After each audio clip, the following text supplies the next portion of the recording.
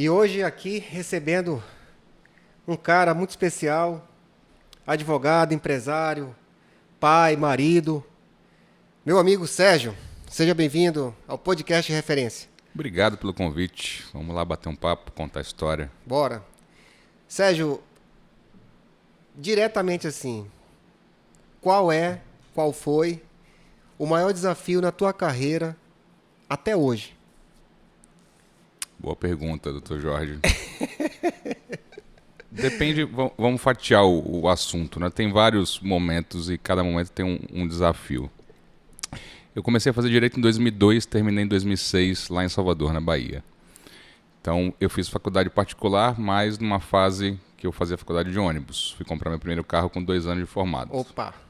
Então já começa a contextualizar um pouco o momento, o ambiente. Já na graduação já tem aquele desafio ali, né? Transporte, casa, comida. Exatamente, né? Exatamente. Então eu comprei meu primeiro carro com 2 anos de formado.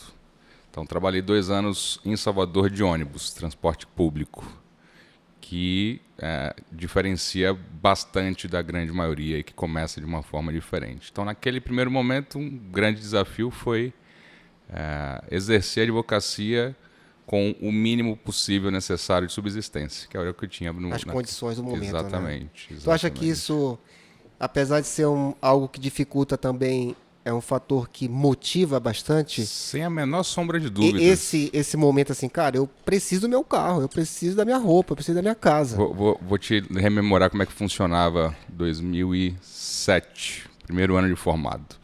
Um carro popular custava R$ 9.999. Celta, Gol, Palio, Uno... Um popular mesmo, né? Popular, R$ 9.999. O salário mínimo era em torno de R$300. Nossa. Então custava 35 salários mínimos. Como é que consegue acompanhando juntar até então? essa grana? E eu ficava sentado no ônibus olhando os carros do lado e eu pensava, 35 vezes salários mínimos, então se eu receber um salário mínimo por mês e eu gastar metade do salário, eu preciso trabalhar 70 meses. Racional tá quente então, né? Aí então o carro daqui a 70 meses o carro já está com outro valor, né? Então, mas a conta que eu fazia era essa. Eu preciso trabalhar 6 anos ganhando um salário mínimo, gastando metade para ter um carro popular. E quando eu vi um carro de valor agregado maior, um Corolla, uma BMW, uma Mercedes, eu pensava, esse pessoal deve roubar muito para ter assim. Como vai mudando o referencial, mas era a conta que eu fazia. O pensamento, né? Era a conta que eu fazia. Então, com 2 anos de formado, eu consegui comprar meu primeiro carro. Então, foi o primeiro grande desafio. Mas não comprei também, não paguei o carro. Era mais um instrumento de trabalho do que... Só que não era meu, era do banco o carro. Opa, sim, financiado. Eu financiei 110%. Inclusive, o tanque de gasolina foi cheio e foi incluso no financiamento. Mais conta, né? Num CPF que não era meu, CPF de uma amiga também. Opa. Então era um CPF que não era meu, um carro que não era meu porque era do banco, mas era uma ferramenta de trabalho. Quase toda a nossa história terrestre aqui, nada é nosso, né? Tá tudo em consignado. Ou é do banco, ou é da esposa, ou é do filho. Nada mudou, né? Então... Mas hoje o carro é meu, o carro não é mais do banco. Então pronto. Então essa fase da graduação, quem tá... A gente tem um público que é jovem também, que é acadêmico, de várias áreas. E o direito não é diferente da odonto, não é da medicina. Tem seus desafios, tem seus momentos, né? Tem toda graduação, pós-graduação, carreira no geral é uma senoide, né? Tem seus altos e baixos. Eu faço um paralelo, Jorge, da carreira do advogado com a carreira do médico. E aí você vai contextualizando com a odontologia. Qual que é a minha visão, obviamente parcial por ser advogado? O advogado, ele estuda 10 semestres, 5 anos, e ele demora muito tempo ou algum tempo para começar a ganhar algum valor razoável de mercado. Então, se forma, começa como advogado júnior, fica um tempo, vai para sênior, pleno, e aí, para romper a barreira de remuneração, não é fácil. Vamos arredondar aqui para exemplificar 10 a 15 anos de trabalho para começar a ter uma remuneração legal. Sim. Ok. E também não é para todo mundo, tá? Então é muito tempo não tendo acesso às coisas para começar a ter depois. 10 a 15 anos formado. O paralelo que eu faço com um médico, tenho muito amigo da área de saúde, o médico estuda 12 semestres, 6 anos, faz mais um tempo de residência, então fica muito tempo na academia. Sim. Mas quando sai no primeiro mês, primeiro semestre, vai para os plantões, o valor de largada é alto, Sim. proporcional ao direito. Então, é muito tempo estudando, mas recém-formado já tem uma liquidez muito alta. Sim. O que eu percebo nesses dois grandes grupos? Claro que tem exceção, mas médico geralmente está endividado, porque recebe bem, mas se alavanca muito Gasta cedo. muito. Financia o carro, financia o apartamento, financia a viagem, e se não continuar pedalando, cai, quebra. E o advogado, como lida muito tempo com não ter, sabe reter geralmente, mais, né? Quando começa a ter, a administração financeira é um pouco melhor. É. Eu não sei a odonto onde é que entra aí no meio. Essa é uma questão de educação financeira, né? Porque no geral, a turma da saúde é muito tecnicista, realmente. E aí, quando tem aquele ditado, né? Quem nunca viu o doce, se lambuza. Se lambuza. Então, o cara, quando pega ali o seu primeiro plantão, que equivale ali R$1.000, R$1.500, um cara que está no R$0 ganha R$1.000 num dia, em 12 horas, R$1.000. Bastante dinheiro. É muito dinheiro, cara. Do 0 para o 1.000, né? Então, só que ele pega ali, o médico no geral. Aliás, a maioria das pessoas que eu conheço que são endividadas são os meus amigos médicos. Pense numa turma. Não são todos, né? Não estou generalizando. Mas grande parte vive ali... alavancado.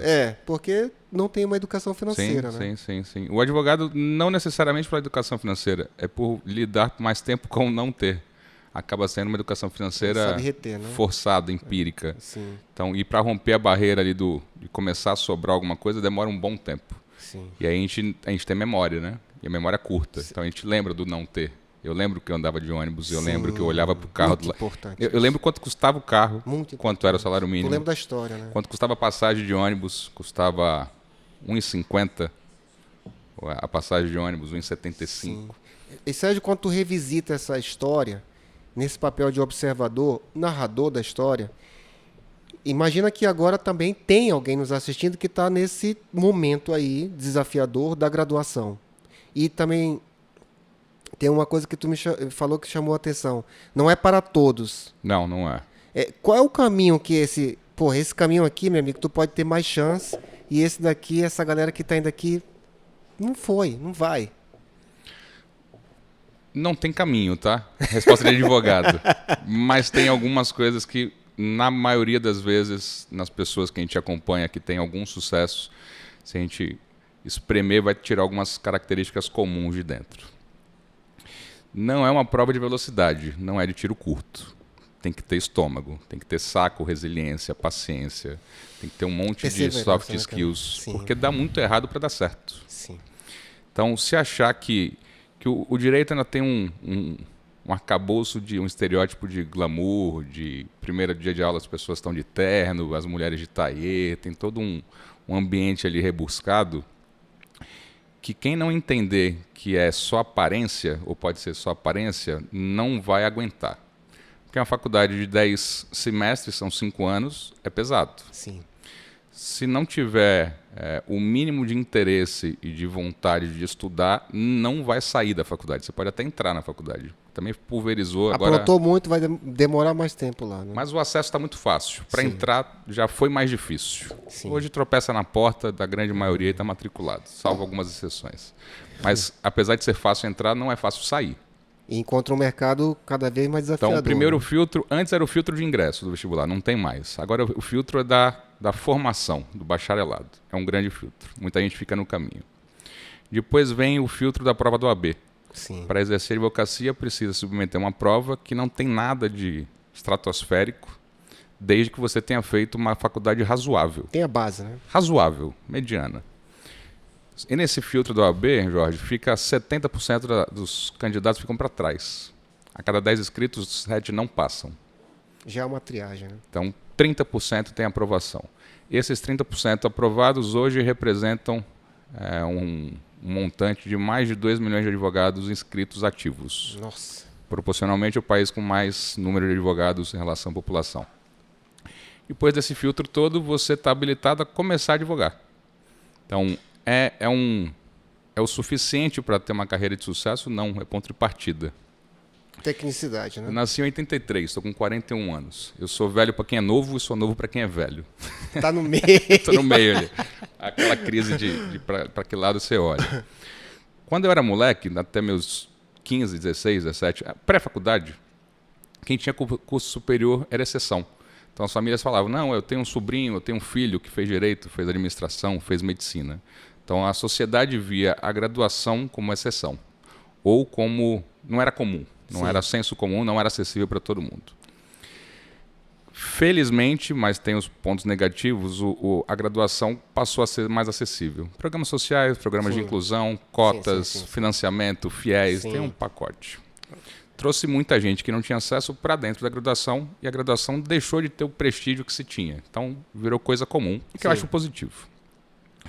E aí passou a ser a pós-graduação diferencial. Então, você ouviu falar que alguém tinha uma pós-graduação, era meio que um extraterrestre, né? Sim, Caramba, uau, né? Especialista. Fez LLM, fez pós-graduação. Mestrado e doutorado era algo inalcançável. Surreal, pelo menos né? para mim. Um fenômeno. Só que à medida que os acessos vão sendo ampliados, vai perdendo o valor da coisa. Sim. Então, fala que você tem uma graduação hoje, não é sinônimo de nada.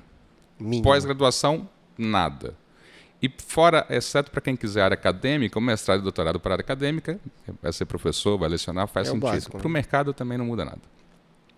Sérgio, você está dizendo que isso não é importante? Não é isso. Estou dizendo que isso não é o suficiente. É o básico, é a entrada do mínimo negócio. Necessário. Antes, ter uma boa faculdade no currículo era um diferencial de seleção. Não é mais. Independentemente de onde você forma, as oportunidades são muito parecidas, muito difíceis. Então, para um jovem advogado acadêmico que esteja nos ouvindo, conselhos para um acadêmico de direito. Não falte a nenhum churrasco da faculdade, senão você vai se arrepender. Network. E é isso mesmo. É isso mesmo, as pessoas que você conhece. Quem eu estou conhecendo, né? Exatamente. E faça o melhor que você pode fazer com as oportunidades e as ferramentas que você tem. E isso, né, Sérgio? Não serve nem só para o direito. Não, né? para todo mundo. Isso é universal, né? Todas as áreas. Só que tem coisa que é muito clichê. Sim. A gente ouve muito, estude, se dedique e tal. Legal. Além disso, vai em todos os churrascos. Isso aí é lição 1. Que é uma fase que não volta. Porque depois você vai casar, você vai ser pai, vai ser mãe, vai assumir uma responsabilidade. Você não vai poder ter a mesma carga horária disponível e a pessoalidade que você tem enquanto você está na faculdade. Sim. E isso independe de idade, tá? Porque tem gente que tem 40 anos ou mais, mas quando está na faculdade volta ali a eterna quinta série. Sim. Então poder viver isso e esses relacionamentos, de alguma forma, tende a nos ajudar no longo da vida. Então, quando eu ingressei no escritório em 2009, no escritório que eu saí recentemente, eu tinha 2 anos de formado e fui indicado por um amigo que formou comigo na faculdade. Então, vários momentos, pessoas que eu criei relacionamento no início me ajudaram e continuam me ajudando até hoje. Certo. Então, uma porta foi aberta porque alguém que estudou comigo me indicou. E isso é um ciclo que vem se retroalimentando. Alguém te ajuda em algum momento e você vai retribuindo isso ao longo da jornada. Natural. Então, criar relações. Sim. E o digital também é uma ferramenta excelente que pode ser prejudicial.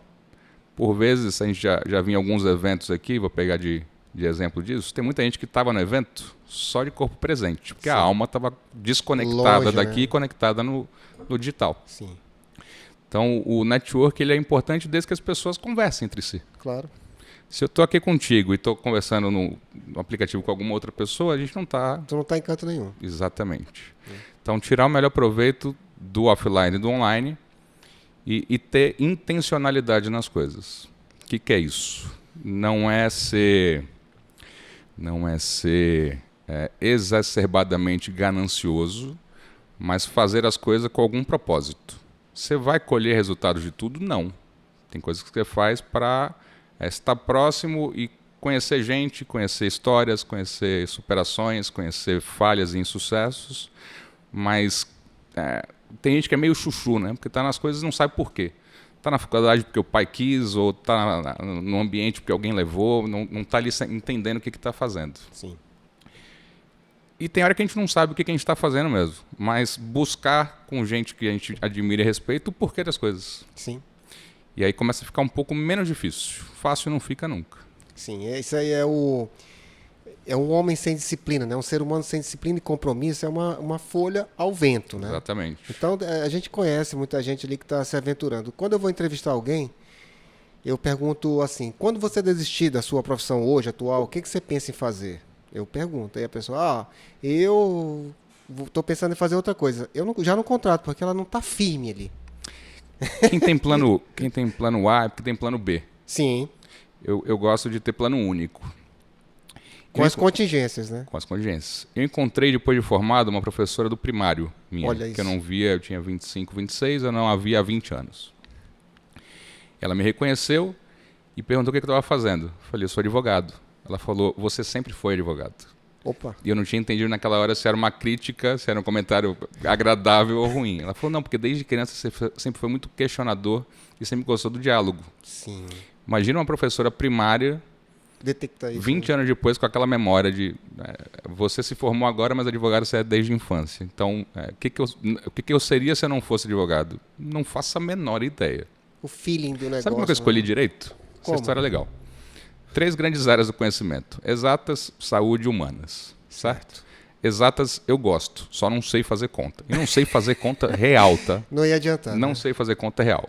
O pessoal brinca que advogado sabe calcular 20% de honorários. Eu não sei calcular 20. Calculo 10 e multiplico por 2. É meu grau Muito avançado. mais simples, né? Meu grau avançado. Eu não sei ligar a HP, a calculadora. Oh, Então, meu Deus. exata saiu da frente. Área de saúde, eu passo mal doando sangue. Eu fui convidado a não doar mais sangue. Passa mal, né? A pressão cai, desmaio, passo vexame. Para fazer exame, eu tenho que tirar sangue deitado. Então... Puta merda. Imagina, 1,94m deitado. Medroso. E as enfermeiras acham que é brincadeira. Eu falo, preciso deitar. Eu falo, não, ele tá de brincadeira. Isso daí tá no inconsciente coletivo da humanidade, tá perdoado, tá?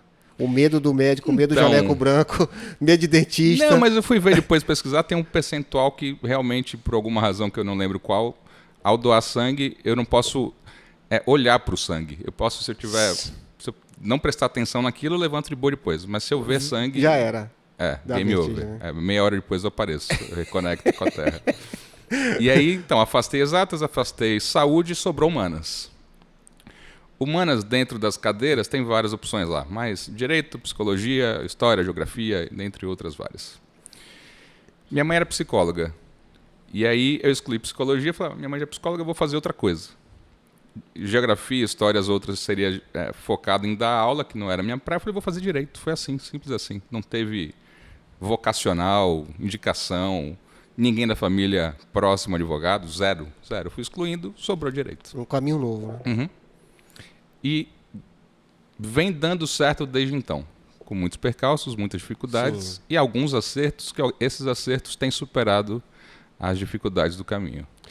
Sérgio, tu acha que uma pessoa que está recém-formada no mercado, graduado ou pós-graduado, qualquer área, por exemplo, você acha, claro que não tem uma fórmula mágica, não tem receita, mas você acha que a pessoa procurar um escritório, um consultório, uma empresa, um engenheiro, um advogado, um dentista médico, em busca do seu primeiro emprego, ou já na graduação pensar em estágio, isso modifica Completamente. a jornada desse profissional para o mercado no futuro? Completamente. A ascensão, o crescimento, o desenvolvimento técnico, mercadológico dele?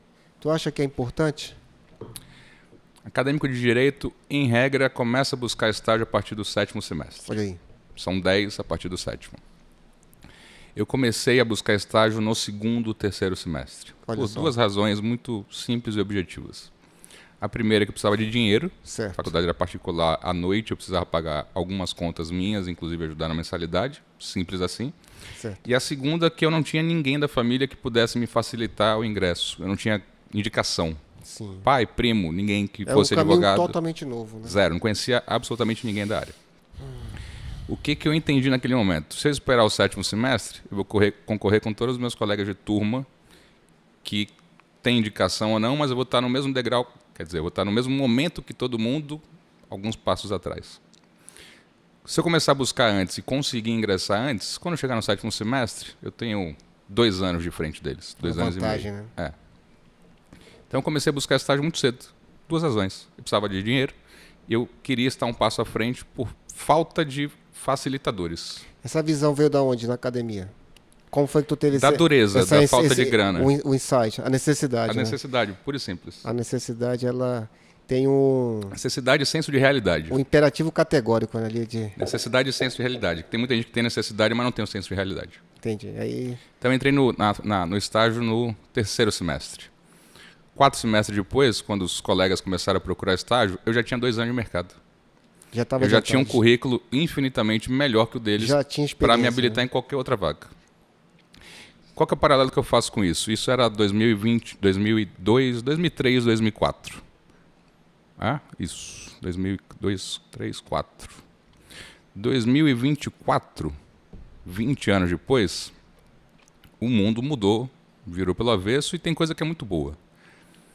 Mas o estagiário ainda perdeu um pouco do senso de noção de qual que é o propósito do estágio. Estágio é para você ganhar dinheiro? Não, não é. Era para você aprender, para você vivenciar e você validar o que você quer e o que você não quer. Na minha visão, estágio é para isso. Vou pegar um exemplo recente de um estagiário que está comigo hoje. Ele pediu para estagiar comigo.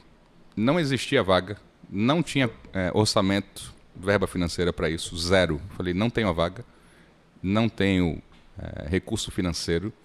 Então, quando tiver, eu te aviso. Ele falou, doutor, eu não quero bolsa estágio. Eu quero ter oportunidade para trabalhar contigo. Olha só. Que é um negócio tão simples. E ele ficou durante um tempo trabalhando com ajuda de custo 0. Não era o ganho financeiro, e sim o intelectual e a experiência mesmo, né? Agora, exemplificando, tangibilizando. Imagina você receber um acadêmico de odonto dizendo, doutor Jorge, eu acompanho seu trabalho. Sei que você é o sócio fundador da Referência Odontológica. Te admiro e gostaria de disponibilizar meu tempo gratuitamente só para assistir seu trabalho. Você me autoriza? Para você falar não, é algo meio difícil. Tem vaga? Não tem. Você vai gastar alguma coisa? Não. Se ele não te atrapalhar na sua jornada do dia a dia, você aceita essa pessoa, não aceita? Aceita. E tem esse cara disposto? Então, peraí, calma. Primeiro eu estou trazendo pra gente. Opa! Nesse contexto, você aceitaria? Aceitaria. Numa primeira vaga para um estagiário, quem que você naturalmente daria preferência para contratar? Para esse cidadão. É meio óbvio isso. É claro. Depois que a gente fala, fica simples. Sim. Aí você perguntou de conselhos para acadêmicos de direito. Você não vai ganhar dinheiro. Nem a curto, nem a médio prazo. No estágio. É assim. Não concordo, Sérgio. Não vai mudar nada na minha vida. É assim. Você pode não concordar, mas é assim. Salvo raríssimas exceções. O que você pode fazer para minimizar dificuldades? Peça. Simples assim. Todo mundo vai te dizer um sim? Não. Você vai precisar levar alguns nãos para receber um sim. Quero estagiar, tenho dificuldade. Peça. Vá lá, peça. Até a forma como você manda um currículo muda a recepção de quem recebe. Com certeza. A foto. Olá, bom dia, segue meu currículo. Meu e-mail chega isso todo dia. É diferente de, doutor Jorge, bom dia. Sei que você é o sócio fundador da clínica tal, te acompanho nas redes sociais. Parabéns pelo programa que você faz de gravação de podcast. Quando a pessoa demonstra que se interessou por você, e pelo te conhece o mínimo, você né? para para ler. Sim. E se não pedir nada, segue meu currículo. É mais um currículo. Segue meu currículo, tenho disponibilidade imediata, estou disposto a trabalhar sem bolsa auxílio, com custo 0. Isso aí a gente aprende muito, tá na época da política, né? Se não pedir o voto, não É tem isso. voto. É isso. Né? Olha, tal número, o cara, conto com você no dia lá, confirma. Acabou. Mas não é óbvio. Claro. A maioria Pra não quem? faz. Que é Mas, óbvio. mas a maioria não faz. Tem um livro que agora a capa Não é assim, óbvio? o óbvio tem que ser dito. Sérgio, escolher o estágio, ok. Qualquer lugar serve o cara que tem um interesse assim de crescer, se desenvolver. Ele tem que pesquisar assim, onde que eu vou estagiar, qual o escritório, com quem. Qualquer coisa serve, ajuda. Ou é muito importante, se você escolher um escritório errado, tu pode desdobrar para um caminho, né? Tem 2 grandes caminhos para quem está fazendo bacharelado em Direito. A área pública, concurso, e o privado, que seria a advocacia. Separando 2 grandes grupos. Não saber o que quer não tem problema nenhum, mas uma hora você vai ter que escolher. Então, enquanto não se sabe o que quer, testa. Vai estagiar no órgão público e depois vai estagiar no escritório. Particular, né? Como que a gente pode dizer que não quer algo? Eu sou da linha que a gente só pode dizer que não quer algo depois de você experimentar. Sim. Não gosto de algo. Você já experimentou? Não. Então, aí é gente mimada. Depois de você ter experimentado, e não precisa também ficar 10 anos para saber que não gosta. Com 3, 4, 5, 6 meses, a pessoa já começa a entender ali se, ok, é legal, quero experimentar mais ou já deu. Sim. Então, não sei o que eu quero. Testa. Vai para um órgão público e vai para um ambiente privado. Órgão público, geralmente, a seleção tem alguns que tem concurso interno, concurso para estagiário, tem outros que tem indicação, cargo comissionado. Escritório de advocacia, vários, todos eles, a grande maioria abre seleção e tem as indicações dos outros estagiários, dos outros advogados. Como ingressar? Pede, bate na porta. No primeiro estágio eu fui até o escritório, deixei o currículo na secretária e pedi para ela, falei, me ajuda a participar da seleção. Só mandar currículo por e-mail funciona? Não. Vai lá e pede. As ferramentas servem para várias coisas. Para filtrar quais são os potenciais ofertantes de estágio, Sim. descobrir quem são as pessoas e conecta com elas. Acabou. Se alguém sentar na tua recepção aqui, que você não agendou, e a secretária vier e falou, tem um estudante de odonto que diz que quer conversar com o senhor. O horário que você puder, ele vai ficar esperando você. Você não vai atender ele? Na hora. Eu já esperava, mas eu vou Até atender. pela audácia, pela forma, pela ousadia de sentar na Se eu recepção. não puder atender na hora, eu digo, não, pode marcar outro dia que eu vou É isso receber aí. o cara. É isso aí. Já está feito. Só que as pessoas fazem isso. Quantos já fizeram isso contigo aqui? Nunca. Pronto. Ocorre E é assim, o óbvio. Ocorre assim, olha, Jorge, meu filho quer muito estagiar contigo. Mas os pais pedindo... Aí eu falo assim, é ele que quer ou você? Minha resposta é exatamente essa. Seguida de, se ele tiver muito interesse, passa meu contato para ele e pede para ele me chamar. É assim. Liga Posso mandar o currículo do meu filho? Não, eu Não. quero que ele mande. e manda. Você pedirem por alguém, ok. Agora, com certo limite. Eu participo de alguns grupos de negócios e tem sido uma frequente, não sei se já passou por isso, os pais estarem acompanhando os filhos nas Bastante, entrevistas meu de amigo. estágio de emprego. Isso Bastante. não entra na minha cabeça. Bastante. Isso não entra na minha cabeça. Ocorre bastante. Levar e esperar na porta, legal. Ok. Legal. Entrar junto? Não, pô. Não. E aí, Sabe, se cria uma sociedade que a culpa é de quem está à frente disso, né? E eu faço a entrevista, eu converso, eu reúno, e todas as vezes eu fico refletindo sobre aquele assunto. Por um lado, é até bom, para que também não saia com distorção do diálogo Sim. que ocorre. Sim. Todas as entrevistas que eu faço, Sérgio, eu tenho uma testemunha. Justo. Porque os diálogos, eles podem ser distorcidos de acordo com a interpretação de cada um. A realidade é percepção. Claro. Então, o Sérgio me entrevistou, foi super grosso. Não, simplesmente fez as perguntas pragmáticas de qualquer entrevistador, maduro, experiente. Acabou. Não estou preparado para aquele emprego? Então, de quem é a culpa? Claro que é do entrevistador. Não, justo. Mas até a forma de se pedir ajuda, o me ajuda me indica, não é me pega na minha mão e faz a conversa por mim. Me leva, né? Então, escolher o público ou o privado e testar. Depois que souber ou tendenciar por um lado ou pelo outro, quero concurso público. Aí o foco é estudar. Tem muito o que florear. Concurso é sentar a bunda na cadeira e estudar o máximo necessário. Com certeza. E eu formei em 2006. Quando eu formei, vários colegas da minha sala já estavam aprovados em concursos, que fizeram durante a faculdade nos últimos semestres e passaram. E outros demoraram 5, 10 anos para começar a passar. Eu tenho colegas em várias carreiras jurídicas. O privado é um percentual pequeno ainda de quem tem consciência ou já definiu pela advocacia privada. Tem dois perfis de quem vai advogar. Os que querem advogar e os que achavam ou queriam concurso, mas não tiveram tempo ou recurso financeiro ou saco para estudar e vai advogar. Tem os que estão lá porque querem e porque caíram lá de paraquedas. E aí, de novo, quanto antes você escolher o que você quer e optar pelo caminho, quero advogar. Mapeia os escritórios que você respeita e admira, que você conhece ou que você busca referência e Google está aí para isso. Não conheço nenhum, dá um Google. Vai aparecer lá o top 10 da cidade e você vai buscar as conexões entre as pessoas que você conhece ou vai direto lá. Pede oportunidade. Não tem vaga, cria oportunidade. Porque a resposta que eu dei para o estagiário era a resposta que eu ouvia. Não tem vaga. Falei, ok, mas deixa eu trabalhar com o senhor a custo zero.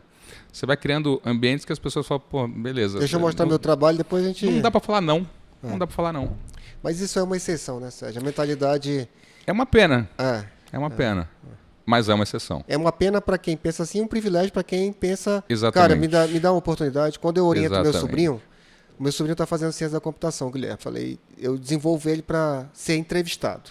O entrevistador vai dizer assim, primeira pergunta básica, o que você sabe da nossa empresa? Essa pergunta é nova? Não, Essa velho. Por que cargas d'água as pessoas continuam indo despreparadas para Quem é entrevistas? Sérgio? Aí você vai, Sérgio. Quem é Jorge? Ah, Jorge. Eu faço a mesma pergunta. Cara. E a conversa eu deixo as pessoas falarem e o contexto vem muito legal. Sim. Admiro muito o escritório, admiro muito o seu trabalho e queria muito trabalhar aqui. Falei, legal. O que você sabe sobre a história do escritório? Exatamente. Acabou. Não sabe nada. O básico, dá um Google. Exatamente. Google. E eu pergunto... Não conhece antes, não tem problema. O dia anterior, faz o dever de casa. Amigo. Básico. A maioria não faz. Então, na maioria segunda não faz. pergunta eu faço assim, como é que você quer trabalhar comigo se você não conhece nada da minha empresa?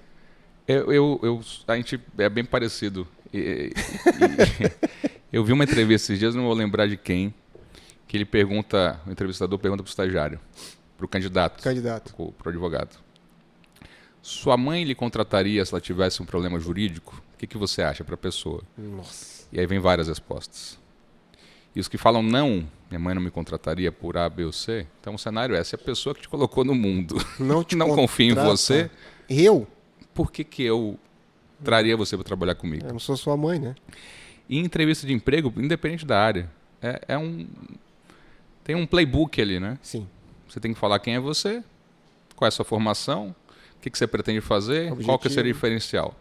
Então, os currículos são muito chuchu, muito sem sal. Sim. Vem lá, geralmente, noções básicas de pacote Office, inglês intermediário, que via de regra é mentira, porque as pessoas não têm nem o inglês de turismo. E algumas informações que, se você espremer, tem muita coisa que não é verdade. Deixa tudo isso de lado, senta e fala, explica, e faz o básico. Estudei sobre sua história, vi sua biografia, vi os artigos que você publicou, admiro o seu trabalho, quero trabalhar com você. Acabou. Simples assim. Simples. Desmistifica. Tem no meu processo de seleção, eu faço a entrevista escrita e vou avaliar tudo. Tudo até onde eu vejo. Por exemplo, português. Eu trabalho aqui com público que são pessoas que falam bem, escrevem bem, e outras pessoas também que não. Mas você é advogado, você pega um contrato meu cheio de ortográfico, tu já vai analisar, pô, o Jorge não tá legal isso aqui e tal. E já ocorreu, tá? O teu nome, sem acento, enfim. Aí eu tô entrevistando lá o candidato, eu digo, você é bom de português? Sou. Você é bom de português? Sou. Terceira vez, você é bom de português? Sou. Olha, isso aqui são 3 perguntas retóricas. Odontológico tem acento no O. Saúde tem acento. O nome próprio ainda é escrito com letra maiúscula. E isso ainda é importante para a humanidade? Até respirei fundo. Com todas as ressalvas necessárias, vou pegar um exemplo que é polêmico, tá? Mas eu falo as coisas sem problema nenhum. Se uma conversa começar com todes, bom dia a todes, se eu puder sair da mesa, eu saio.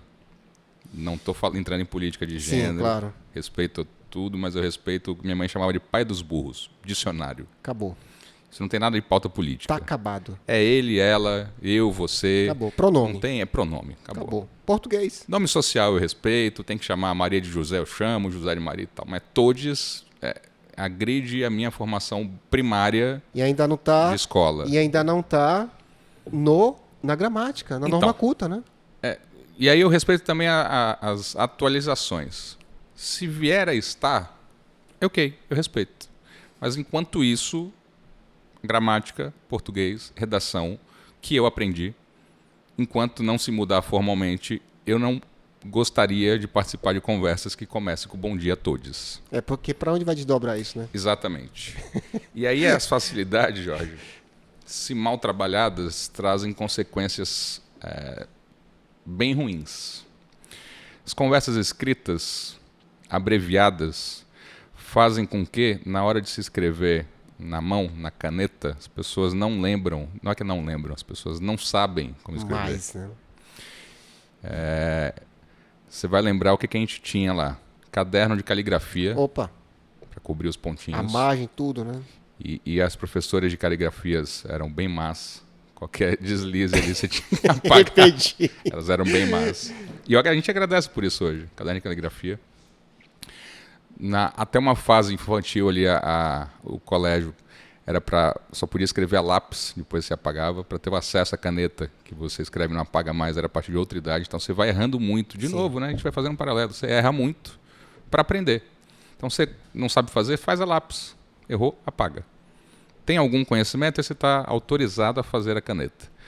Mas o que a gente tem percebido, e isso em todas as áreas do conhecimento, muito pela tecnologia e pela falta de interesse das pessoas, não é um desconhecimento, não é um erro por falta de uso, é desconhecimento, é ignorância. Sim.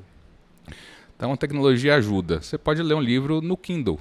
Sim. Então, não tem o costume do livro impresso. Ok, lê no Kindle, lê no digital, mas lê. Sim. Lê. Lê ouvindo, né? Lê, ouve podcast, mas acho que a leitura também ajuda, porque Sim. ao ouvir você não visualiza como que escreve. Sim.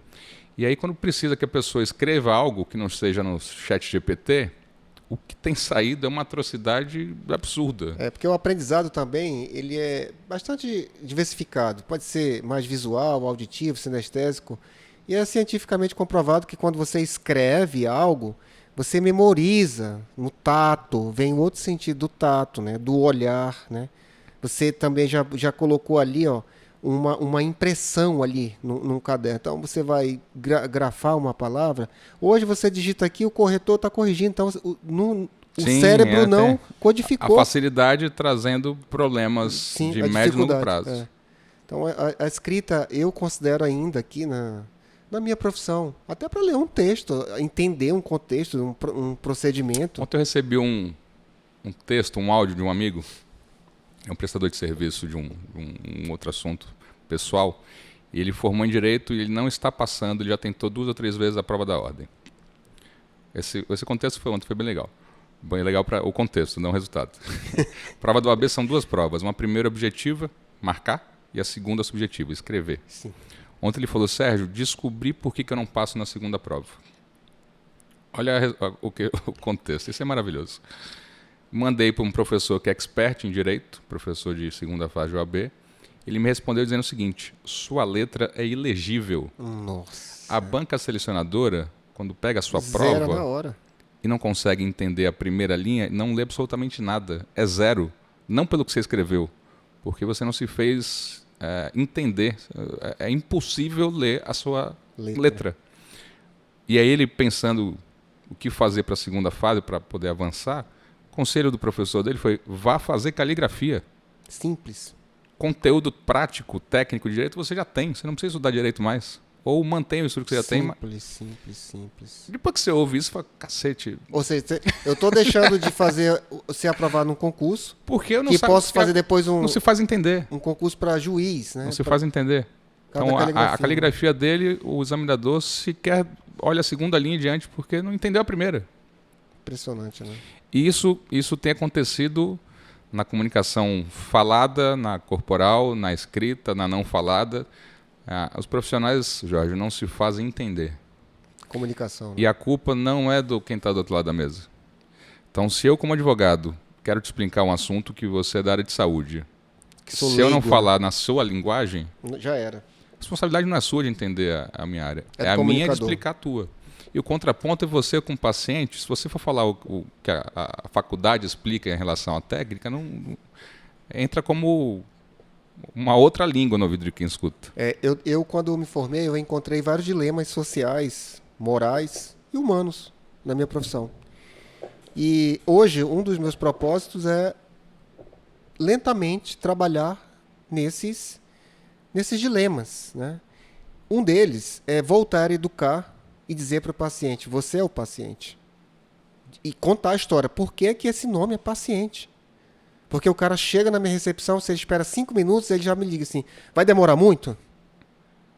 Eu estava acompanhando agora há pouco, antes da gravação da recepção, e foi exatamente isso. Então todo ser humano hoje tem senso de urgência. Tem. Então, por exemplo, eu me submeti essa semana a um exame de colonoscopia.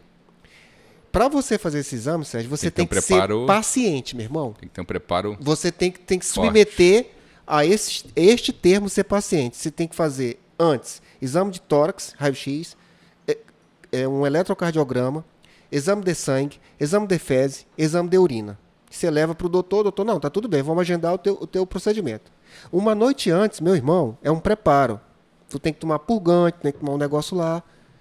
Então, ser paciente é se submeter a procedimentos. E hoje, nesse contexto de paciente, a gente não pode pegar só nessa linha desse paradigma da medicina. As pessoas não estão mais plantando para colher, não querem mais se submeter a plantar para colher, não querem mais se submeter a ler um livro, Jorge, a um estágio. Eu tenho um filho de 8 anos, Enzo, lindo. Melhor coisa que eu fiz na vida até hoje. Eu conheci o Enzo. Figuraça. E o Enzo já nasceu num mundo digitalizado, virtualizado, on demand. Como que a gente consumia programa infantil na nossa infância? Tinha uns horários. Sim. Globo, Manchete. 4, 5 canais de TV SBT. Aberta. A nave da Xuxa chegava, a nave da Xuxa ia Saía. embora. E se você perdeu Até aquele amanhã. dia, já era. E tinha desenhos, há vários desenhos que são continuados. Se você perdesse o horário daquele dia, quando você fosse assistir o próximo, você não entendia, porque você perdeu. Sim, e você não tinha como voltar para assistir. Ok? Como é que o Enzo consome desenho? Ele aperta o play. Ele tinha uns 4, 5 anos. Ele estava assistindo o desenho no quarto, eu coloquei no Cartoon Network. TV a cabo, Sim. mas que tem comercial. E até então ele tinha o hábito só de assistir no Play. YouTube e outros canais que é sob demanda ali.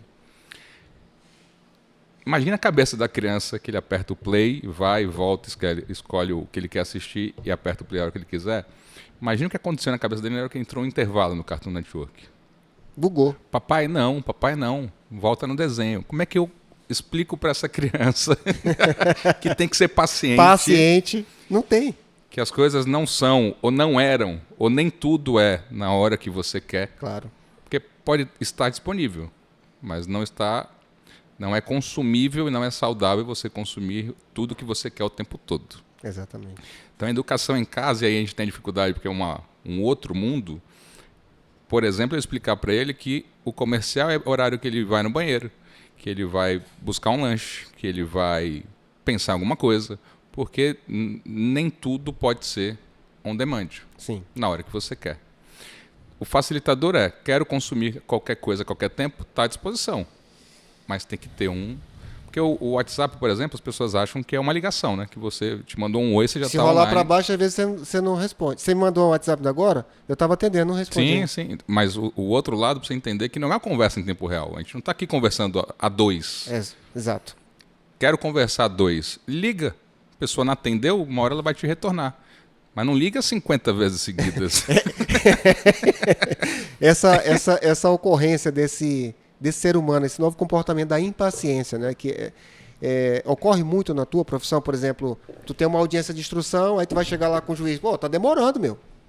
Dá para fazer isso? Ou tu vai esperar ele pacientemente porque pode... Quarto, a gente está gravando sábado, hoje é 26 de outubro de 2010. Inclusive hoje eu faço 14 anos de Manaus. Eu cheguei em 26 de outubro de 2010. Isso. Hoje é 26 de outubro de 2024. Quarto, eu fui almoçar com um amigo e ele me apresentou 2 empresários de São Paulo. Conversa vai, conversa vem. Uma hora depois, esse empresário perguntou: o senhor é sempre paciente, assim, calmo? Juro por Deus. 2, 3 dias atrás. E eu não me considero uma pessoa calma, mas talvez pro paralelo do mundo que ele viva, Sim. Faria Lima, agitação, correria, ninguém olha para ninguém, Sim. Ninguém conecta com ninguém. Isso na quarta-feira. Na segunda-feira, eu peguei um voo daqui de Manaus meio-dia, cheguei em São Paulo às 18, fiz uma audiência na terça às 9 da manhã, peguei o voo de meio-dia e voltei. Fui lá fazer uma audiência trabalhista, que não é a área que eu tenho o maior domínio do conhecimento. Por que eu fui? Porque o dono da empresa, que é meu amigo e é cliente, foi como preposto. Ele poderia mandar qualquer pessoa. Quando eu perguntei para ele quem iria, ele falou: eu vou. É um assunto importante para mim. Certo. Falei: já que é importante para você, então quem vai fazer essa audiência presencialmente com você sou eu. Legal. Você me perguntou sobre o ser paciente e as urgências. Tá todo mundo, Jorge, querendo estar 2, 3, 4 passos à frente. Muito pela construção de mundo, de realidade que se vive, de ansiedade, de senso de urgência. E prioridade, tecnicamente, é para ser uma. Se você tiver 2 ou mais, não são prioridades. Entra na lista. Um conflito, né? E se a gente não se atentar para isso e buscar terapia, buscar se acalmar, respiração, buscar meditação, tem um monte de algumas coisas que podem ser feitas, que ainda tem um tabu meio envolto a isso. Essa rotação muito alta pifa. As pessoas entram no burnout, na depressão, infarto, pressão alta e tal. A culpa é do mundo? Talvez, porque está te buscando e te trazendo, te sugando para essa velocidade. Quem que vai te ajudar a desacelerar? Só você mesmo. Não tem solução milagrosa. Buscar química, remédio, legal. Você vai na consequência, não na causa. Estou me alongando para dizer o seguinte: se a gente não buscar o melhor para a gente, ninguém vai fazer isso pela gente. Então, a audiência atrasou. Usa aquele tempo para conversar com o teu cliente. Legal. Vai estudar alguma coisa. Legal. Porque é a mesma tecnologia que está acessível para você assistir stand-up comedy. Sim. Tem curso do mundo inteiro gratuito na mesma plataforma. Opa. Você consome o que você quiser. Livros, histórias. Aí alguns amigos que eu contei, ou que souberam que eu fui na segunda e voltei na terça, falaram, pô, o cliente é muito importante. Deve ser uma ação financeiramente muito alta. Não, financeiramente é barata. A importância dele como pessoa. E eu aprendi, Jorge... Outro valor, né? Outro valor. Exatamente isso. Eu aprendi a usar o tempo do voo, que a gente não tem voo curto aqui em regra, 3 horas e 40 para São Paulo, 2 horas e meia para Brasília e tal. Sim. Eu aprendi a usar esse tempo de voo com qualidade. Porque quem entra no avião, num voo Manaus-Guarulhos, sem saber o que vai fazer no voo, vai ficar entediado. O voo fica mais longo. Vai ficar ansioso. O que eu faço? Eu uso para zerar meu WhatsApp. Opa. Coloco no modo avião, porque o voo agora tem internet, mas eu fico offline para resolver minhas pendências.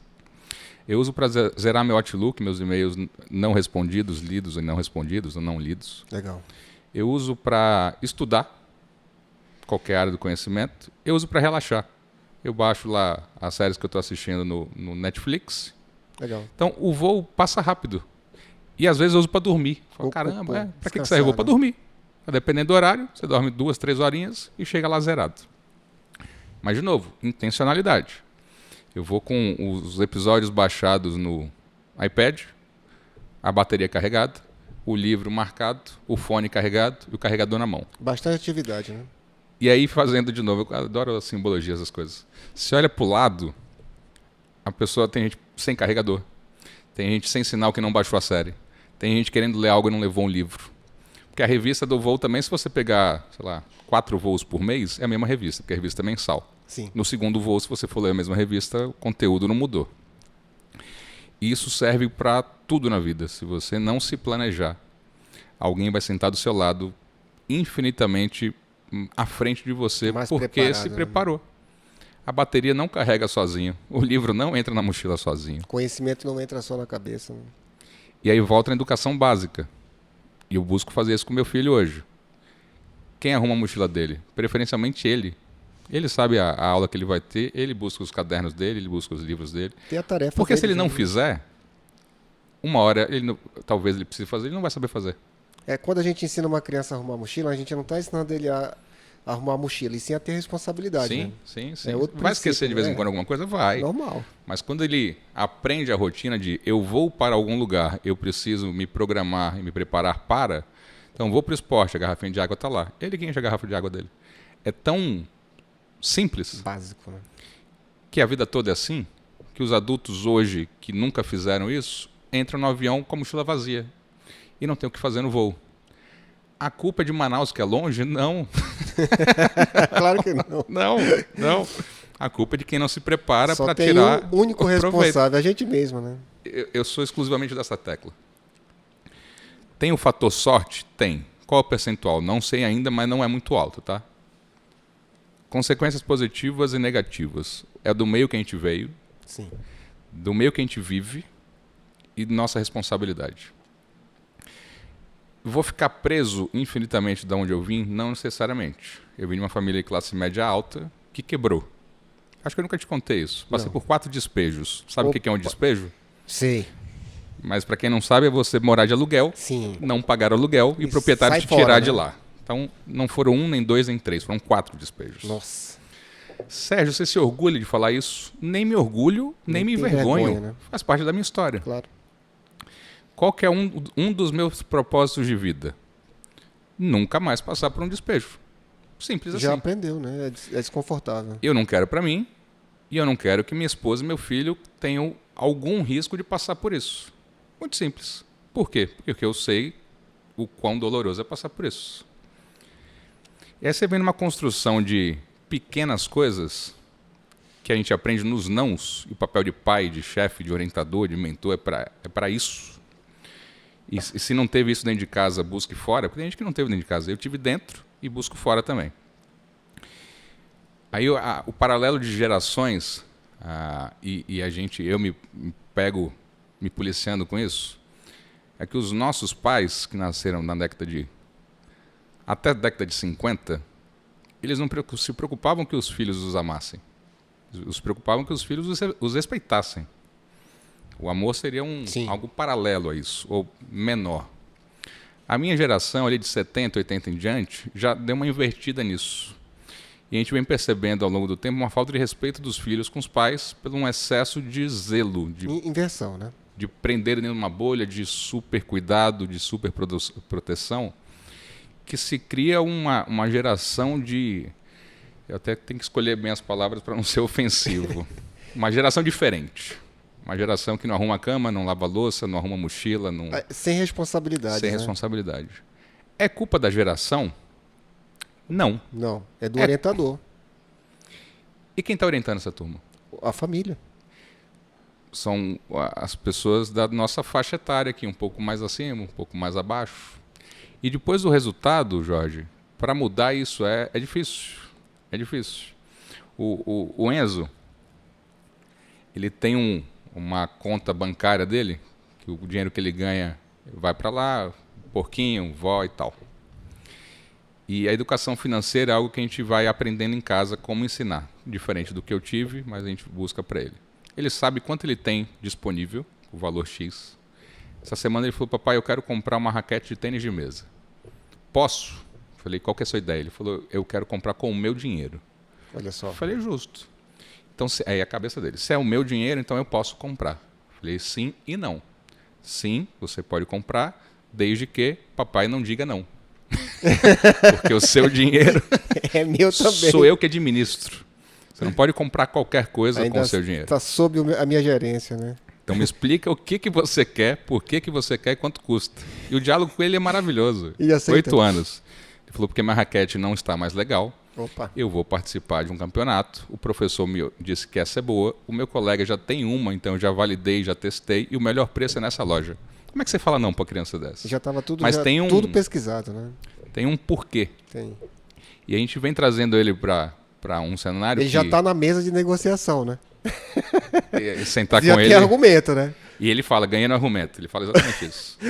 E ele percebe que ele tem X, se ele compra, ele vai ter menos que X. Então, a percepção de valor, que não é algo fácil, e quanto mais cedo a gente tiver melhor, se eu comprar tudo que eu quero, eu não vou ter recurso financeiro para depois comprar o que eu quiser lá na frente. Sim. Isso é óbvio. E até pode faltar até porque precisa, né?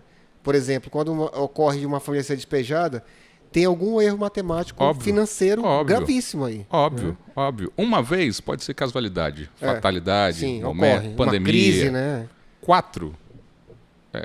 Uma reincidência muito eficaz, né? Então, trazendo isso para minha realidade, legal. Eu preciso que ele aprenda senso de prioridade, de necessidade. Eu posso, mas não preciso. Sim. Eu preciso, mas eu não posso. Começou na escola com 3 porquinhos. O porquinho pequeno, o médio e o grande, para colocar moeda. Essa fase dele foi maravilhosa. A escola ajuda muito, mas a obrigação é dos pais, mas a escola ajuda muito. Então, coisas que eu quero comprar logo. Porquinho pequeno. Já, com o porquinho médio. Longo prazo, porquinho grande. E quando ele via os porcos encherem de moeda, quando ele via, eu quero comprar algo e o porco ficava vazio, eu percebia nele a dor Na primeira vez que ele fez, a sensação imediata de prazer. Sim. Comprei um picolé, esvaziei meu porquinho de moeda e comprei um picolé. Putz. Acaba o picolé, o porco continua vazio. Na segunda vez, Jorge, ele já pensa 50 vezes. Será que eu vou comprar esse picolé e deixar o porco vazio, cara? É. É educação. E quando a gente replica isso para qualquer cenário, em qualquer fase de vida, quero fazer escolhas imediatas. Ok. Você sabe que vai faltar. Lá no futuro, né? É óbvio. Então, um colega recém-formado, um advogado em início de carreira, sem carro, sem imóvel próprio, com custo básico de sobrevivência. Tem um kit de sucesso, na saúde também é assim. Vou exemplificar dando nomes, tá? Então, um profissional recém-formado de sucesso, ele vai ter um Corolla, um Civic, ele vai ter um smartphone que vai ser um iPhone ou um Samsung, e ele vai ter mais 1 ou 2, 3 sinais visuais de sucesso financeiro. Não é isso? Se ele comprar o Corolla financiado, ele já está um custo financeiro maior do que... Porque o Corolla custa 100 mil à vista e custa 250 financiado. Então ele vai pagar 2 Corollas e meio. O iPhone custa 10 mil. Se ele comprar financiado, vai custar 15.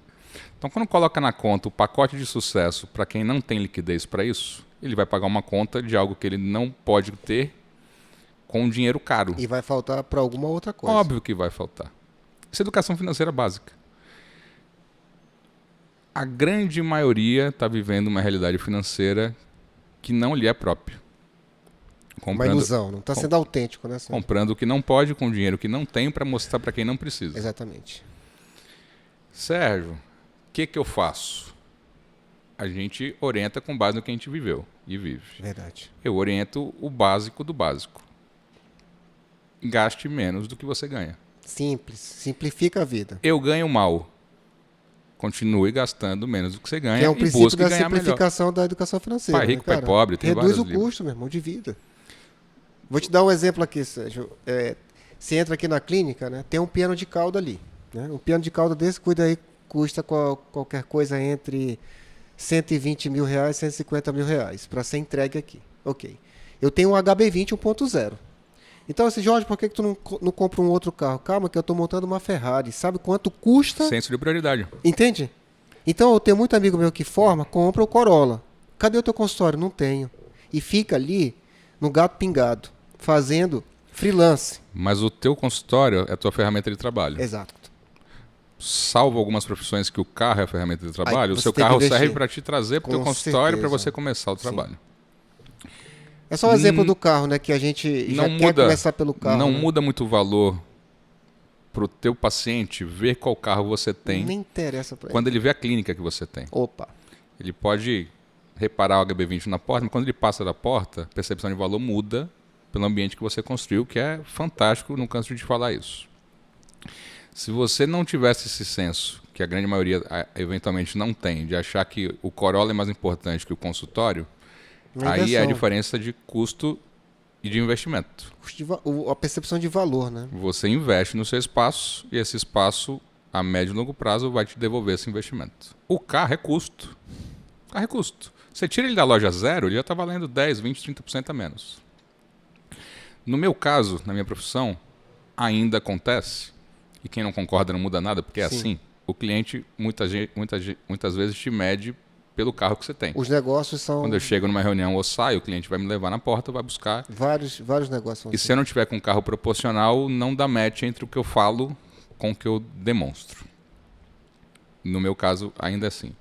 Mas se eu tiver um carro de um valor agregado alto e ele entrar no meu escritório e não tiver proporcional, não fecha essa cadeia de sequência de valor.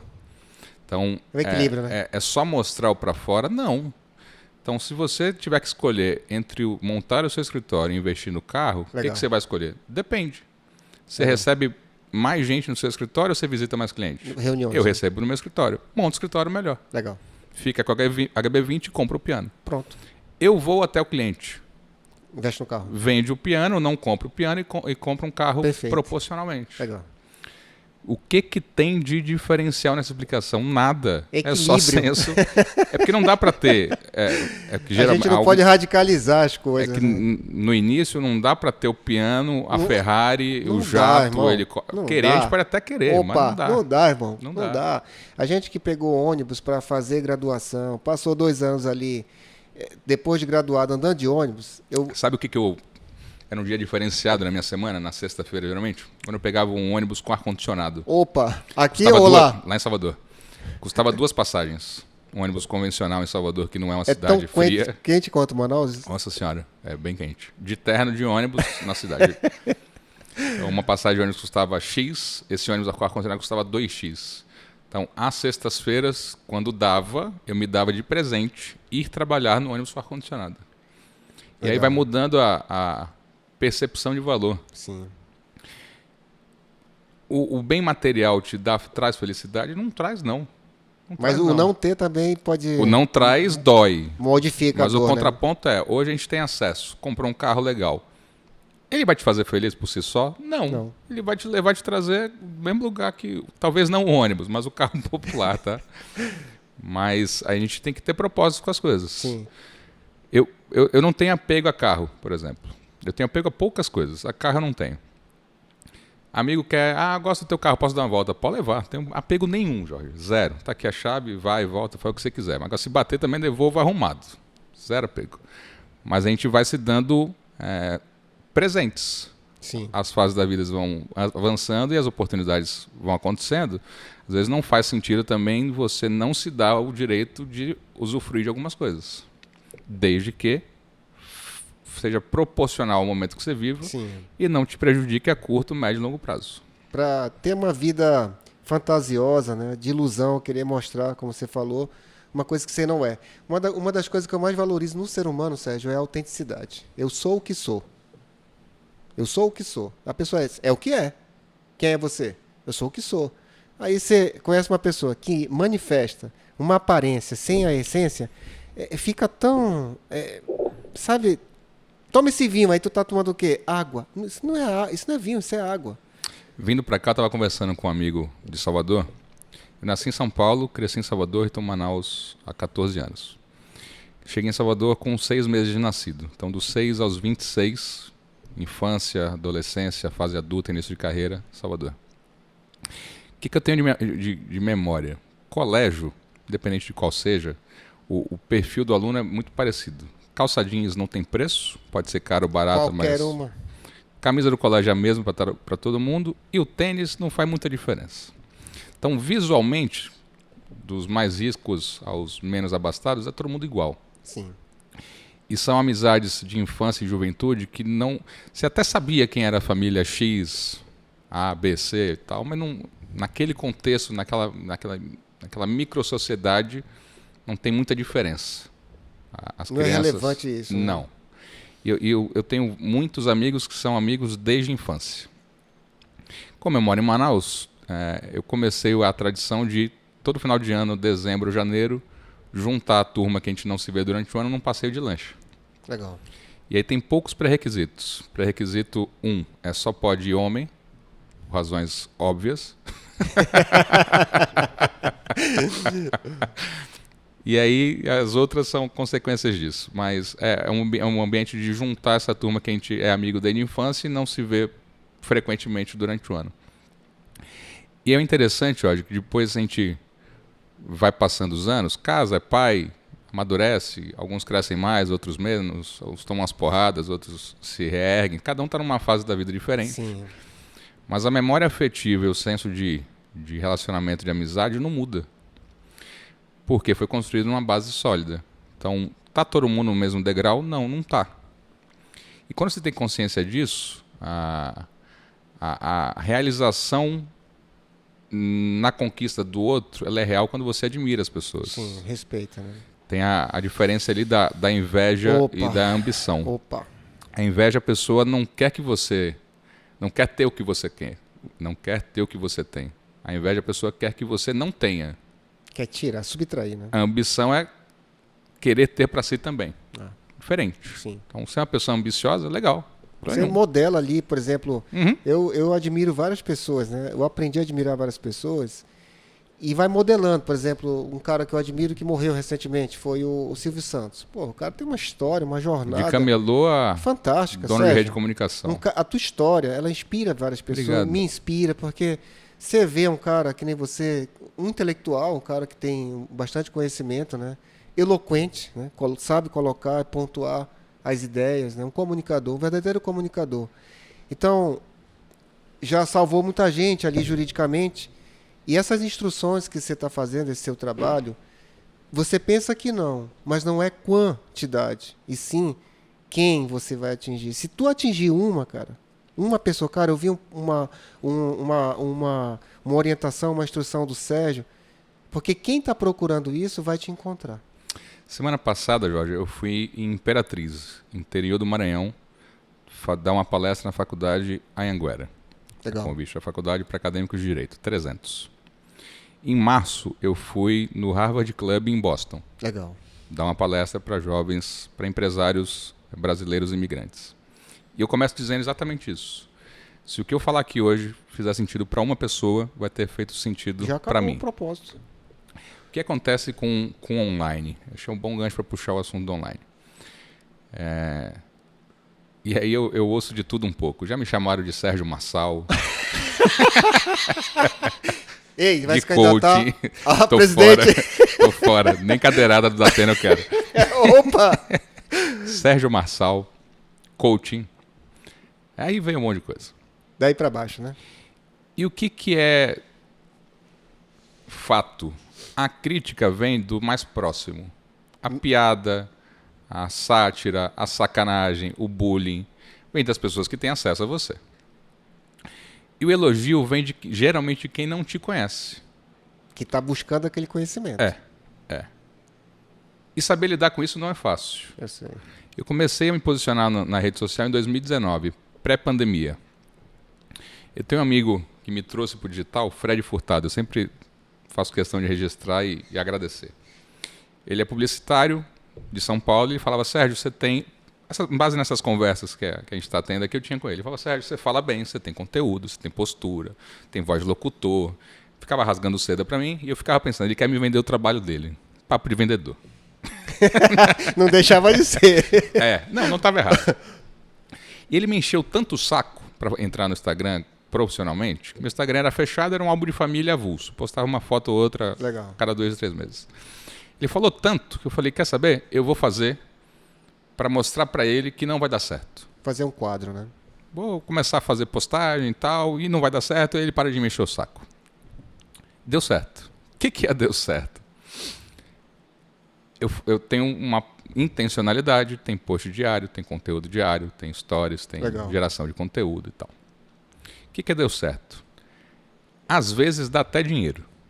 Não tem um botão de compre aqui, arraste para cima, nada. Não tem nada. Pode ser que alguma hora venha a ter, mas até então... Mas não deixa de ser um canal de prospecção, né? Exatamente.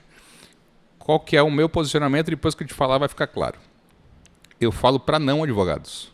Certo. Então eu preciso que você, não advogado, me entenda. Certo. Eu falo de tudo menos de direito. Tem nada técnico. É livre, né? Não é fechado nada técnico, zero. Pro absolutamente direito, né? Nada. Por Isso quê? que é legal, né? Mas está escrito lá que eu sou advogado. Tem uma contextualização que as pessoas, pelo menos eu faço nessa intenção, que as pessoas entendam que, além de ser advogado, então o ser advogado não é o suficiente, além do ser advogado, eu entendo de gestão, de carreira, de relacionamento, de prospecção, de economia, de mundo. Legal. Que quando o contexto fica, ok, o Sérgio é advogado, legal, tem 2 milhões de advogados. Eu quero conversar com o empresário, então preciso falar a linguagem do empresário, de qualquer área, comércio, serviço, indústria, que entenda que além de advogado, eu entendo das dores dele. Sim. Contratação, turnover, fornecedor, acabou. Precificação, mercado, mundo, dólar, carreira. Recessão. Aí entra as soft skills, palavra bonita, né? Sim. É falar de resiliência, de inteligência emocional, de relacionamento, de comunicação. No somatório disso, que é o que a rede social está lá e eu faço com essa intenção, Vez ou outra, gera até honorários. Então, clientes já me contrataram porque me abordaram pelo Instagram. Legal. Eu faço só para isso? Não. E se eu fizesse só para isso, teria uma outra roupagem, uma outra abordagem. E o que é curioso é o alcance disso, Jorge. Eu faço para não advogados. Comunica com o acadêmico e com o advogado? Óbvio. Claro. Óbvio. Surgiu um convite. É amplo, né? É um conteúdo amplo que... Infinito. O espectro é muito alto, pega todo mundo, né? Surgiu um convite para Harvard em Boston, eu fui. Legal. Surgiu um convite para Imperatriz no Maranhão, eu fui. Legal. Com o mesmo valor. Legal. Já fui em Arapiraca, em Alagoas. Já fui em Caetité, na Bahia. Legal. Fui em Imperatriz no Maranhão. Fui em Boston. Legal. Se um colega que estiver ouvindo falar, eu tenho sonho para falar em Boston. Legal, beleza. Mas eu não vou em Arapiraca. Eu falo, não, amigo. É o contrário, irmão. Não, amigo. Tu tem que começar lá. Você precisa ter roupagem, histórico, quilometragem rodada, para poder você chegar a alcançar o que você deseja. E não tem melhor, não tem pior. Você chegar no topo, você vai ter que subir a escada, amigo. Não vai ter um trampolim estratosférico que vai te alavancar lá. Então, quando eu comecei a fazer trabalho de posicionamento, com assessoria ou direto, Jorge, eu cansei de dar entrevista. É de baixo para cima, né? Esses negócios. Cansei de dar entrevista para a rádio do interior do Rio Grande do Sul. Jornal do interior do Acre. Gravação, dúvida do interior do... É porque a partir dali você conhece outro. Você tem até um portfólio também, né, cara? Sérgio, eu ando muito pelo interior do Amazonas. E cada porto das comunidades ribeirinhas, a gente come o mesmo pirarucu, o tambaqui, o mesmo peixe, mas cada porto tem um sabor. Preparo diferente. Exatamente. Né? E aí o meu sobrinho, ele quer conhecer o mundo inteiro. Você, antes de conhecer o bacalhau de Porto, aprenda a comer os peixes aqui da região em cada porto. Não subestima.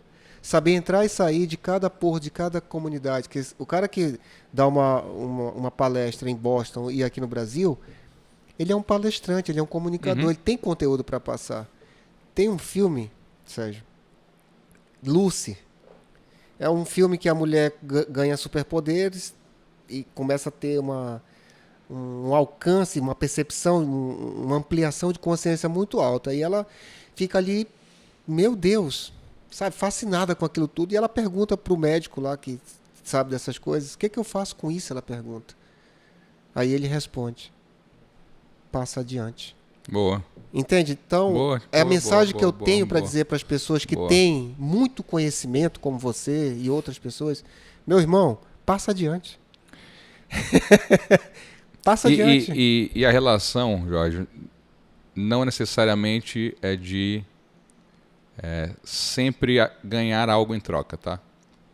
Então, tem ambientes de network que eu estou lá intencionalmente para vender serviço. Claro.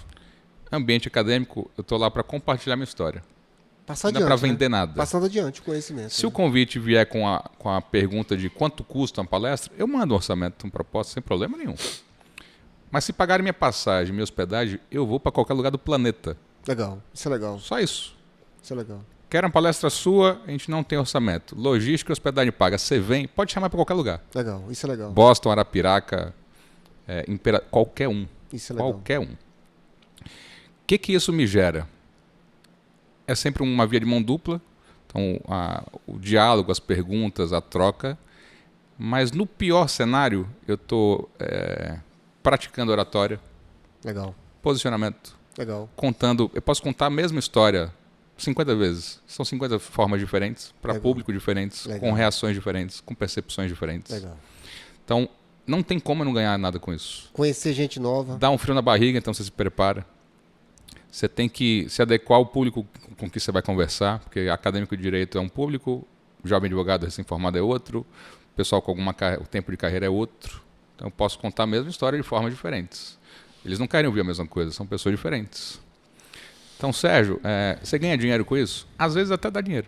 Às vezes um contratante, alguém que quer que eu vá falar, paga. E está tudo certo. Mas eu só vou se for pago? Não. Não. Porque vai agregar valor.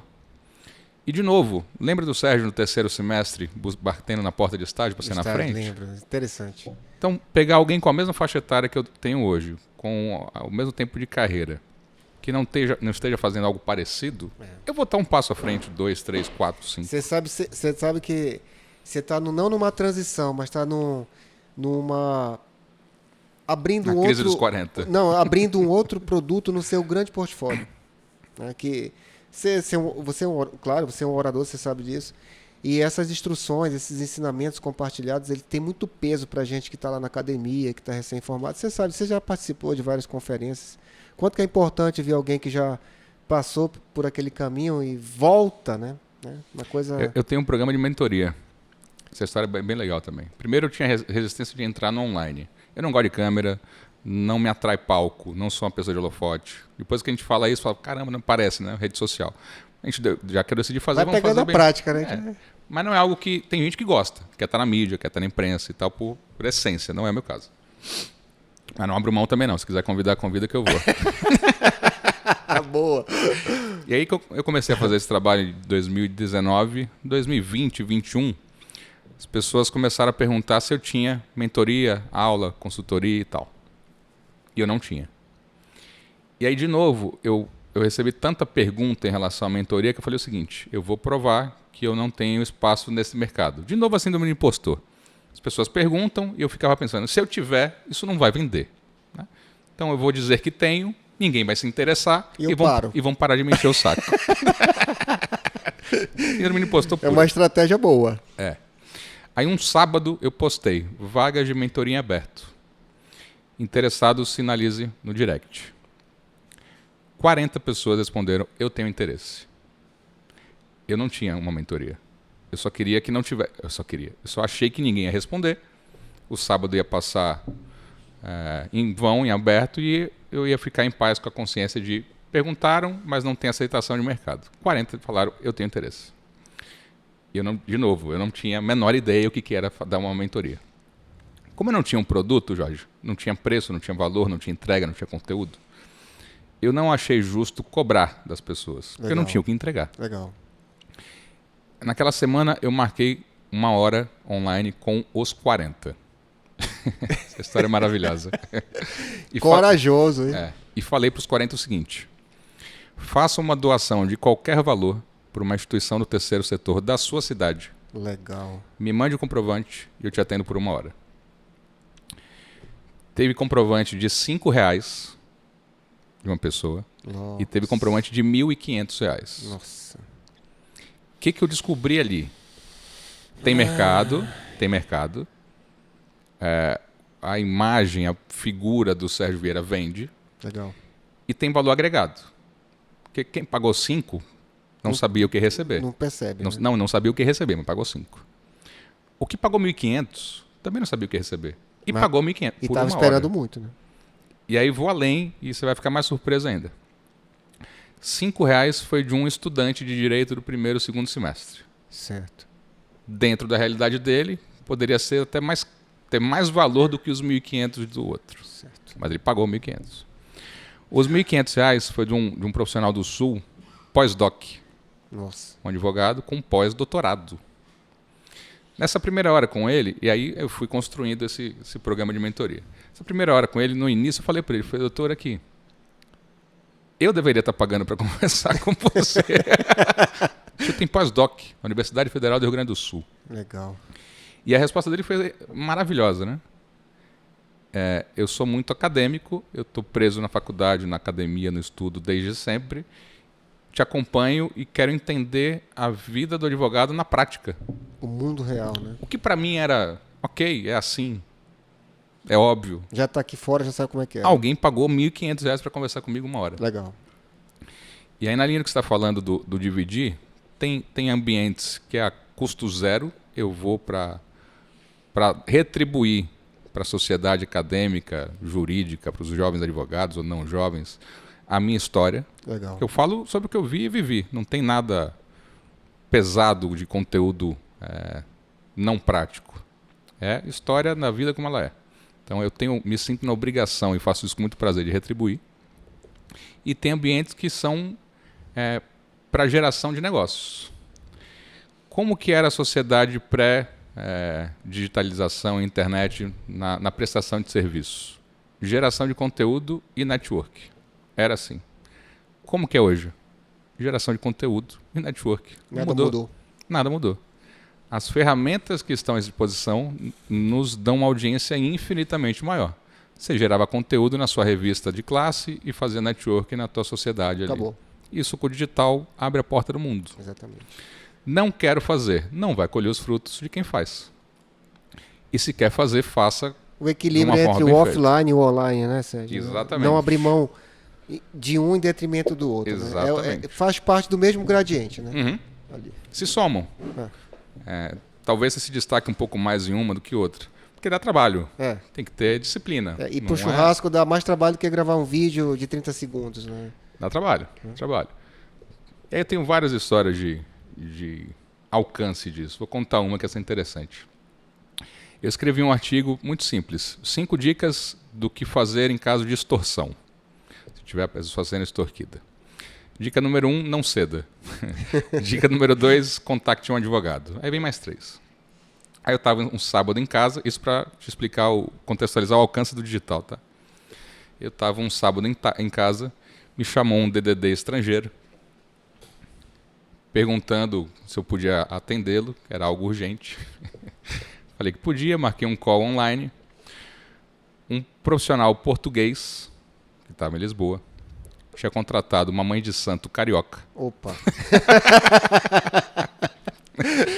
Para trazer de volta a mulher amada. Opa! Então ele contratou, pagou, a mulher amada não voltou. Ele começou um novo relacionamento e a mãe de santo começou a extorquí-lo, dizendo o seguinte: se você não me mandar mais dinheiro, eu vou contar para sua ex, que você me contratou para um trabalho, e vou contar para a atual que você contratou no meu trabalho. E ele, no desespero, começou a... Então não era uma mãe de santo séria, né? Era uma estelionatária. Era, né? era. Nem era uma mãe de santo, nem era uma boa mãe de santo, né? Porque a mulher amada não voltou.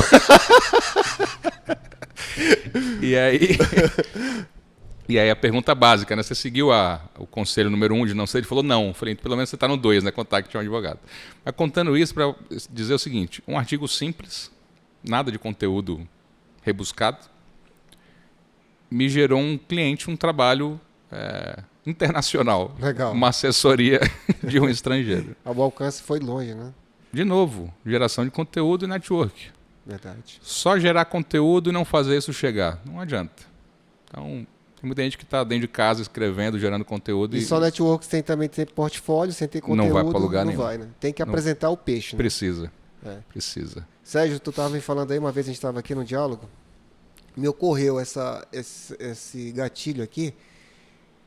Não sei se você vai lembrar, a gente estava num diálogo que era exatamente essa síndrome do impostor, e eu coloquei, às vezes, tem o contraponto. Não é a síndrome do impostor. Às vezes também a gente tem o ego, né? Segundo aí os psiquiatras, os psicólogos, os psicanalistas, muito inflacionado. Né? Carl Jung já falava disso, dessa inflação. Cuidado com a inflação do ego. Será que às vezes também ali a gente está hiper inflacionando, né, o ego, né, assim? Eu não acho que seria uma questão sua, fazendo aqui o papel de advogado do diabo, né? Que seria uma síndrome do impostor, né? Não seria isso que você estaria passando. Acho que mais era uma questão meio assim, cara, é novo isso, não conheço. A questão do desconhecido. Não, mas eu não me achava capaz. Eu reconheço. Eu não me achava capaz. Para mim, o que era meio óbvio e sem valor, eu aprendi, descobri, validei que vale muito, inclusive dinheiro, para muita gente. Legal. Muitos pagam para conversar comigo. E o legal é que tu se submeteu a essa análise, né? Claro. Né? Foi legal. Claro, isso, claro. E eu busco, Jorge, ser sensato. Por exemplo, se eu oferto vaga de algo que eu não tenho a entregar, eu não posso cobrar. Eu não estaria sendo justo com o outro, nem comigo mesmo. Legal. Se eu tivesse cobrado, teriam pago. Legal. Mas eu não achei justo. O que isso me gerou? Eu conheci 40 pessoas diferentes. Legal. Eu gerei valor para o terceiro setor, não pessoalmente, mas para entidades diretas que não tinham... Eu poderia escolher uma instituição. Quando você for fazer de novo essa cartada aí do terceiro setor, manda o pessoal do lá pro Dentista da Floresta. Com o maior prazer. Com o maior prazer. Eu poderia sugerir, direcionar para uma entidade só. Pois é. Eu não Deixou achei, aberto, né? Eu deixei para a orientação foi para uma entidade do terceiro setor da sua cidade. Legal. A pessoa cara, escolhe para onde legal. vai o dinheiro. Certo. Então, não ter dúvida. Então, conheci 40 pessoas diferentes e a partir dali eu estruturei um produto. Hoje eu tenho uma mentoria. Legal. Então, é o que chama de CAC, custo de aquisição do cliente. Eu Legal. doei a minha hora. Legal. Financeiramente eu não recebi nada em troca naquele momento. Muito bom. E descobri um segmento que hoje me remunera. A precificação no início, eu mudei a precificação. A precificação no início eu peguei na área de saúde. Muito boa a minha metodologia de Harvard de preço. Quanto custa uma consulta de um terapeuta não psicólogo? Tem ideia? Tem. Aqui em Manaus, em torno de 200 a 400 reais. Quanto custa uma consulta médica de uma especialidade diferenciada? Muito caro. De 800 a 1.500 reais por aí. 1.500 com 200. Dá 1.700 1.700. dividido por 2. 850. 850. Era quanto eu cobrava por hora. Legal. Eu não era o terapeuta sem qualificação e eu não era especialista O em médicozão, neuro. né? Minha conta foi exata, custava 850 reais a hora. Legal. Sérgio, qual foi a metodologia? Essa. Legal. Então, quando você vai conversar com um terapeuta sem formação, o valor é X. Quando você vai conversar com um cara que estudou muito e faz uma cirurgia de cérebro, custa Y. Eu estou no meio do caminho. Foi assim que eu me posicionei. Acabou. Simples assim. Simples assim. Legal. Aí vim mudando de aceitação de mercado a quanto o mercado paga até onde eu estou disposto a precificar isso.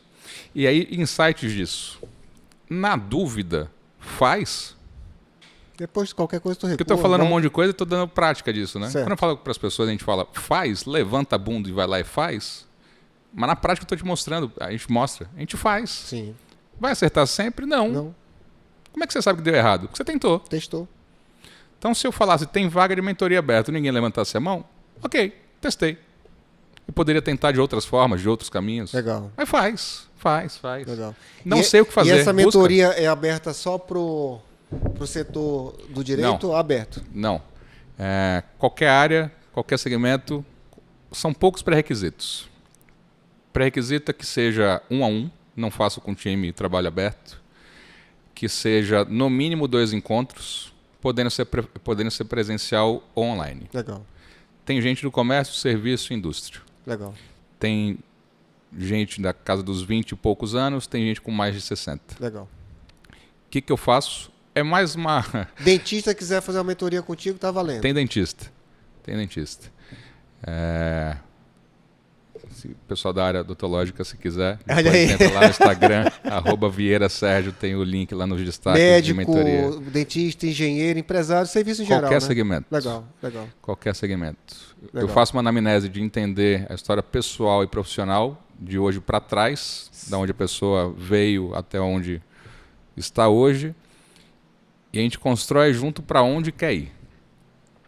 Não tem fórmula mágica, não tem receita de bolo, não tem um playbook único de faça A mais B e o resultado Não é C. tem um cronograma só, é específico para cada, Exatamente, por isso que é um a um. para cada pessoa, né? Legal. Por isso que é um a um. É personalizado, né? Legal. Não é minha fonte primária de renda, não é algo que eu foque muito tempo e energia nisso. Sim. Mas tem gente que está comigo desde 2019. Tem gente que, dentro dos 40, tem gente que continua comigo até hoje. Legal. Isso gera relacionamento, isso gera network, isso gera negócio. Sim. Já fiz várias junções entre mentorandos que geram negócio entre eles. E o impacto também que pode gerar nesse Demais, infinitamente. positivo, né? Um ganha-ganha pessoal, real. financeiro, né? Exatamente. Sérgio, meu irmão, quero te agradecer por esse Tamo junto. bate-papo. Esse podcast aqui tem uma finalidade humana, né? Deixar a nossa própria existência aqui na Terra é o nosso recado para a humanidade, né? Mas se você fosse deixar uma frase, uma ideia, uma palavra, o que você gostaria de deixar para a humanidade aqui nessa experiência terrestre que você possa contribuir positivamente para as pessoas que estão nos assistindo, assim, a mensagem que vem realmente do espírito, da alma do Sérgio? Primeiro, obrigado pelo convite. A gente estava ensaiando as datas. Sim. Coincidiu com uma data muito simbólica, 14 anos de Manaus hoje. Olha muito só. feliz. São a mensagem são duas variáveis, tá? Propósito e legado. Propósito é por que a gente sai de casa todo dia. E o legado é o que você já construiu até então. O legado é olhar para trás e o propósito é olhar para frente. E aí tem gente que vai refletir e fala, pô, eu não tenho legado. Não tem problema nenhum. Você continua tendo tempo de construir algo. Quando a gente não tem claro por que a gente sai de casa todo dia, e o primeiro porquê, a resposta padrão e está tudo certo, é preciso pagar as minhas contas. É por isso que eu saio de casa. Beleza, estamos na mesma página. O 2 em diante é que muda o diferencial de gente que está um pouco mais à frente de gente que está estagnado. Se o propósito for só para ganhar dinheiro, a tendência de dificuldades maiores é maior. Porque só ganhar dinheiro... Dinheiro é irrelevante? Não é isso que eu estou dizendo. Meu propósito também é ganhar dinheiro. E está tudo certo. Só não é exclusivamente ganhar dinheiro. Porque eu quero construir um legado. Seja no meio jurídico, seja no meio social que eu convivo, seja no meio familiar, esposa e filhos. O que a gente fez até então e qual valor a gente gerou para a sociedade. Isso é importante. A importância que você faz na vida pode ser de uma pessoa só. Ou de um nicho, de um ciclo, de um segmento e tal. Então, quem ainda não entendeu isso, pense a respeito. Qual que é o propósito, e você entendendo qual é o seu propósito e focando nele, certamente você vai construir um legado. Ficou bonito, né? Vai dar um corte legal. Não teve ensaio, não. E tá? é bem profundo isso, né? Essa questão do propósito, né? Que a gente tem que... A Bíblia, né? Que é um grande livro de instrução ali, tem uma frase lá que contempla o que você falou aí, pelas vossas obras vos conhecereis, né? Que é o legado, né? O que a gente está deixando aqui para a família, para a sociedade em geral, né? Expandindo mais um pouco, né? Assim, o que a gente está deixando ali para o nosso bairro, para a nossa cidade, para a humanidade em geral, que essa questão da humanidade não é o alcance terrestre, continental, é nisso aqui, ó, no 1 a 1. E tem uma exemplificação disso em relação ao legado que eu gosto muito. O que é reputação? Tem uma explicação muito simples. Reputação é o que falam sobre você quando você não está. Isso é reputação. Legal. Então, a gente pode, vez ou outra, fazer o exercício de reflexão de pensar o que a gente acha que as pessoas falam da gente quando a gente não está. Porque isso é reputação. Falar bem na frente é fácil, natural, é meio clichê. Mas falar bem na ausência e ressaltar os pontos positivos, ponto negativo todo mundo tem. Sim. É natural do ser humano. Mas o que falam da gente quando a gente não está é um sinal, é um referencial de sucesso. Como é que você descobre isso? Não tem muita ferramenta para isso.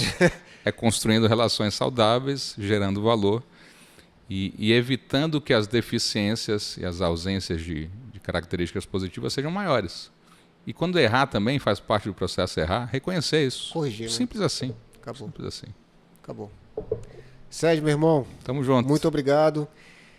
Esse foi mais um podcast referência. Aproveitem, assistam mais de uma vez, porque vale muito a pena. Os insights, os ensinamentos, as instruções, a própria história do Sérgio tem muito a nos ensinar.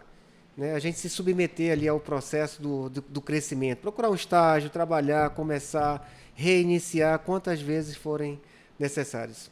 Mais um podcast referência e até o próximo.